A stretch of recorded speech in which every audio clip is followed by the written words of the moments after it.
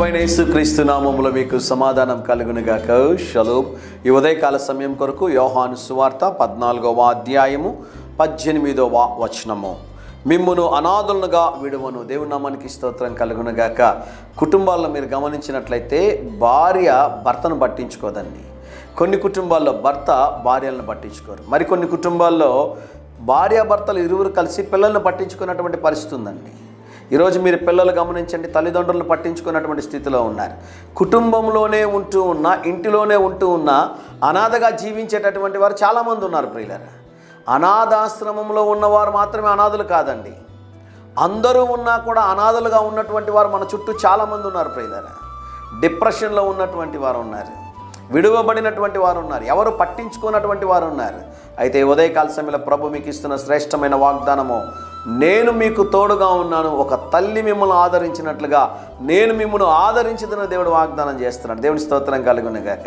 ఈ వాక్యం వింటూ ఒకవేళ మీరు కన్నీరు కారుస్తూ ఉంటే, ఈ వాక్యం వింటున్నటువంటి సమయంలో మీరు ఏ స్థితిలో ఉన్నారో నాకు తెలియదు, మీ పరిస్థితి ఏంటో నాకు తెలియదు. విడువబడిన స్థితిలో మీరు ఉన్నారేమో, ఎవరు మిమ్మల్ని పట్టించుకోవడం లేదు, మీకు సహాయం చేసేవారు ఎవరు లేరేమో, ఒంటరిగా మీరు ఉన్నట్లయితే, సహాయం చేసేవారే లేరని మీరు అనుకుంటున్నట్లయితే ప్రభు మాట్లాడుతున్నాడు, నేను నిన్ను అనాథగా విడిచిపెట్టను. దేవుని నామానికి స్తోత్రం కలుగునుగాక.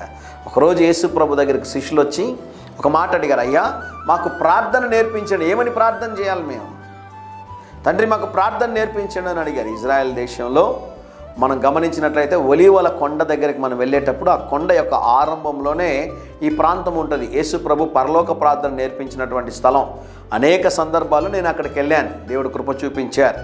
కనుక ఆ స్థలానికి మీరు వెళ్ళినట్లయితే దేవుడు వారికి ఆ స్థలంలో నేర్పించిన ప్రార్థన ఏంటి అంటే, మీరు ఎలా ప్రార్థన చేయాలంటే మొదటి మాట అంటాడు, పరలోకమందున్న మా తండ్రి. మీరు గమనించండి, మీరు అనాథులు కాదు. ఆమేన్ చెప్తారా అండి? పరలోకమందు మీకు ఒక తండ్రి ఉన్నాడు. ఆ తండ్రి మీ ప్రతి అవసరతను సంధించి మీకు సహాయము చేసి బలమైన కార్యాలు మీ జీవితంలో దేవుడు చేస్తారు. మిమ్మల్ని అనాథలుగా విడిచిపెట్టే దేవుడు కాదు. ధైర్యం తెచ్చుకోండి, ప్రభు సన్నిధిలో ప్రార్థన చేయండి. తండ్రి, మీరు నాకున్నందుకు చాలు ప్రభు, నువ్వు ఎంతైనా చాలిన దేవుడవు ప్రభు, నువ్వు గొప్ప దేవుడవు ప్రభు అని మీరు ఒక్క చిన్న మాట చెప్పి చూడండి. పరిస్థితులన్నింటినీ దేవుడు మార్చి, దేవుడు మీకు సహాయం చేసి అద్భుతంగా మిమ్మల్ని నడిపించునుగాక. ధైర్యంగా ఈ దినాన్ని ఎదుర్కోండి. దేవుని సన్నిధి మీకు తోడుగా వచ్చునుగాక. ప్రియ పరలోకపు తండ్రి, ఈ దినం మా ప్రియులు తలపెట్టుచున్న ప్రతి కార్యంలో జయమును అనుగ్రహించమని యేసు నామములో ప్రార్థిస్తున్నాము తండ్రి. ఆమేన్.